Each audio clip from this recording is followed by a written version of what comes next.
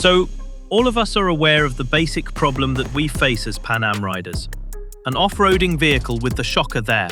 Our monoshock is right there and the oil seals go away. I know many friends who have replaced their oil seals because the wheels throws all of the muck on the shocker and the oil seals are made out of rubber, right? They cannot handle that much abrasion. The other problem is every time you ride, the whole under chassis is completely, full of mud and stuff, which you don't want to have there. So, we first made a Mudslinger, of course. A lot of you have already got it. There are two types. There is a Vikings type, which is made out of aluminium, and then there is this one, which is made out of fiber. However, after that also, I personally felt that I was still getting about 10 to 15% of the slush going onto my monoshock, and my bike was getting dirty. That's when I created this wheel arc.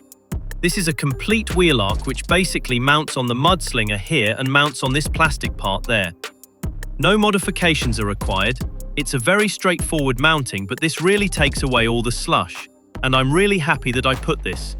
I must have done over 19,000 kilometers with this on my motorcycle, and I love riding in the rain. It has got adjustment. It mounts on your axle bolts, so very sturdy mounting and, as you can see, it doesn't even shake.